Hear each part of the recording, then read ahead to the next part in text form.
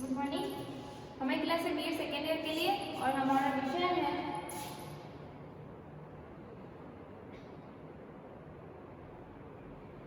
Commerce BS. ठीक है, और आज का हमारा प्रकरण है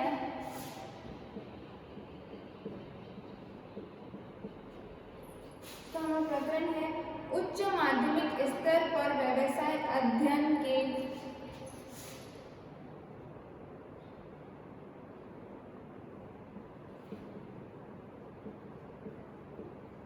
उच्च माध्यमिक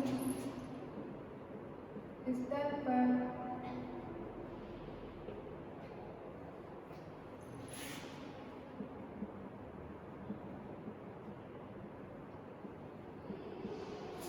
व्यवसाय अध्ययन के पाठ्यक्रम का आलोचनात्मक मूल्यांकन के पाठ्यक्रम का आलोचनात्मक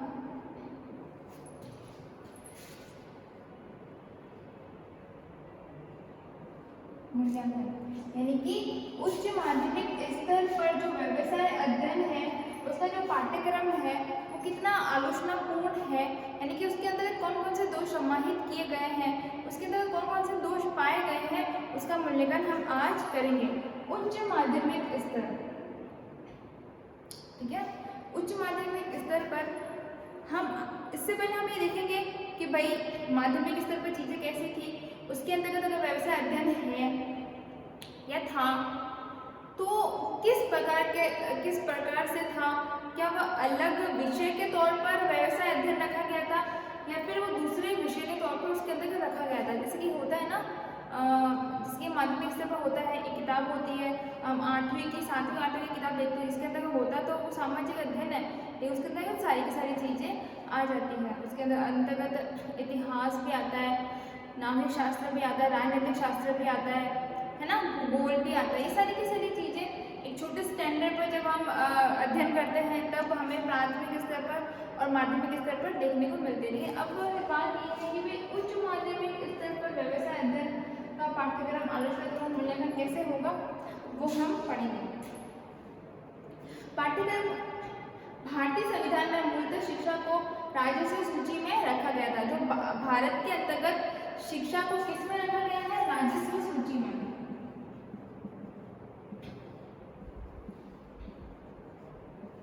राजस्व सूची में रखा गया था। ठीक है, अब इसके अंदर चीजें क्या होती है कि अब पहले क्या था कि जब देश आजाद हुआ था उस समय शिक्षा पर इतनी ज्यादा चीजें निर्धारित नहीं की गई थी। अलग अलग राज्यों में अलग अलग तरह की शिक्षा चलती थी, विभिन्न राज्यों में विभिन्न प्रकार की शिक्षा नीति थी।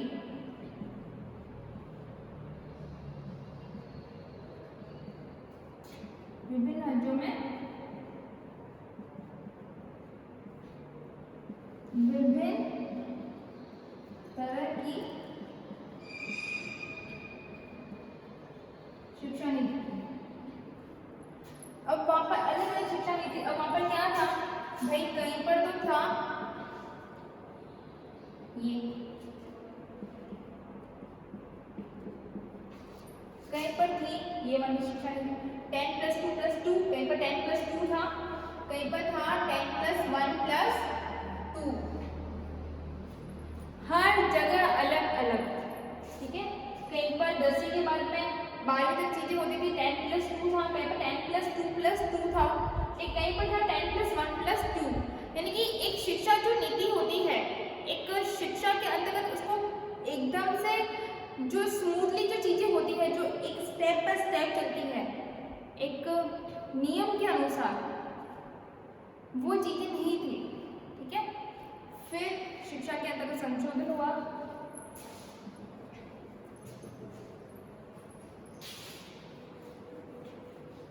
ठीक है, फिर केंद्र सरकार ने जो अलग अलग चीजें चल रही थी राज्य सरकारों के अंतर्गत, उसके बाद क्या हुआ, केंद्र सरकार ने हस्तक्षेप किया।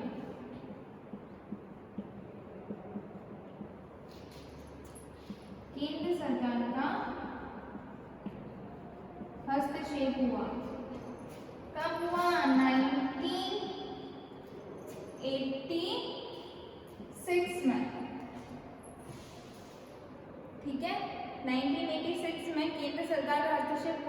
और उन्होंने 1986 में राष्ट्रीय शिक्षा नीति को लागू किया। 1986 में क्या लागू किया उन्होंने? राष्ट्रीय शिक्षा नीति। केंद्र सरकार ने हस्तक्षेप किया। राज्य सरकार जो अपनी जो नीति बनाए हुए थे शिक्षा नीति, जिसमें कुछ चीजें निर्धारित नहीं थी, उसके बाद में केंद्र सरकार ने हस्तक्षेप किया। फिर 1986 में एक राष्ट्रीय शिक्षा नीति बनी, जिसके अंतर्गत शिक्षण को निर्धारित किया गया। अब उसके अंतर्गत क्या आया रखे गए? उसके अंतर्गत नीति बनी 10+2+3 संपूर्ण भारत में इसे लागू किया गया और हमारे राजस्थान में, ठीक है।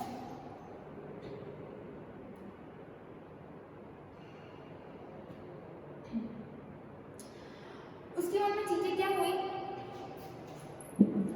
अब ठीक है, अब शिक्षा किस प्रकार से लेनी तो निर्धारित हो गया। फिर हमारा सब्जेक्ट कैसे आया, व्यवसाय अध्ययन कैसे आया? तो जब 11 और माध्यमिक स्तर पर देखें अगर अपन,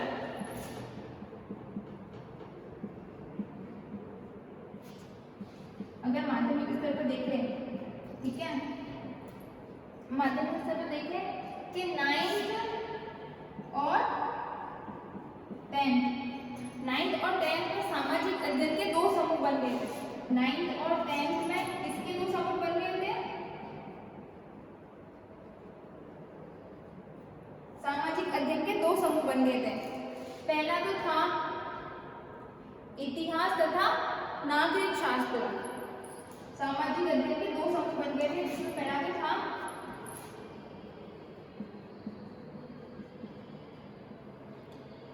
इतिहास और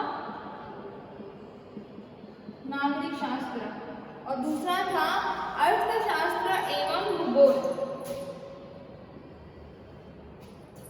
और दूसरा क्या था?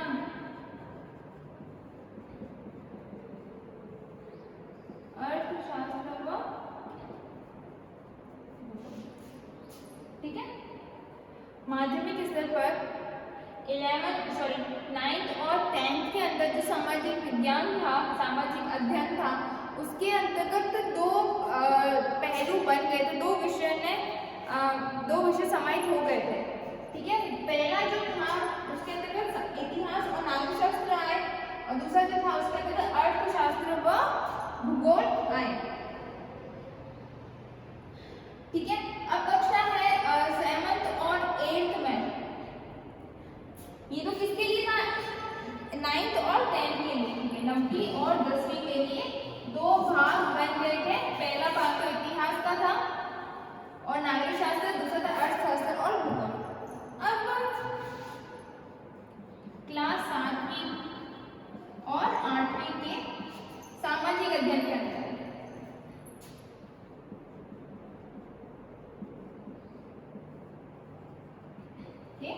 सामाजिक अध्ययन के अंतर्गत, सामाजिक अध्ययन के अंतर्गत क्लास 7th और 8th के अंतर्गत भी विषयों को जोड़ा गया, सब्जेक्ट को जोड़ा गया पुस्तकों के अंदर। उसमें क्या था? डाकघर, बैंक, बीमा संचार साधन, यातायात के साधन जैसे व्यवसायिक विषयों की जानकारी दी गई। किन किन की?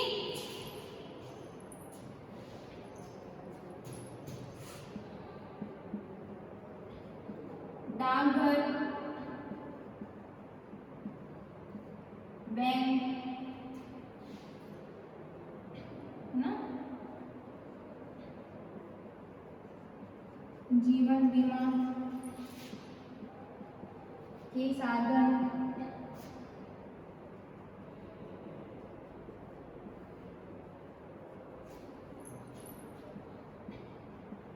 यातायात के साधन आदि से रिलेटेड व्यवसायिक अध्ययन की शिक्षा दी गई। आदि से रिलेटेड किसकी शिक्षा दी गई? व्यवसाय अध्ययन की, व्यवसाय अध्ययन की शिक्षा दी गई, ठीक है। फिर आता है कि उच्च माध्यमिक स्तर पर प्रचलित व्यवसाय अध्ययन के वर्तमान पाठ्यक्रम का विश्लेषण यदि हम उपरोक्त वर्णित सिद्धांतों के अनुसार करें तो इस पाठ्यक्रम के निर्माण में विभिन्न सिद्धांतों की परिपूर्ण अवहेलना की गई। उसके बाद में क्या आता है अपने फिर उस माध्यमिक स्तर देख लिया, ठीक है, माध्यमिक स्तर की दोनों अपने चीजें देख ली, 7th और 8th की भी देख ली, 9th और 10th की भी देख ली।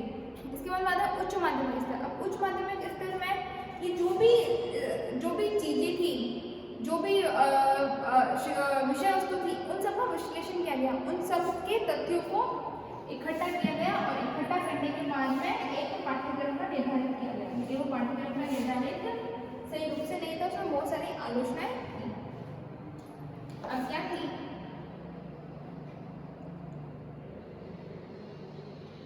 कि सन 1952 में मुदालिया कमीशन ने भी पाठ्यक्रम के अनेक दोषों का उल्लेख किया। इन दोषों में से केवल वह दोष निम्नलिखित है।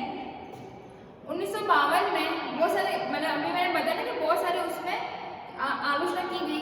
फिर 1952 में एक कमेटी बनी थी, है ना, एक आयोग बना था, मुदालिया आयोग।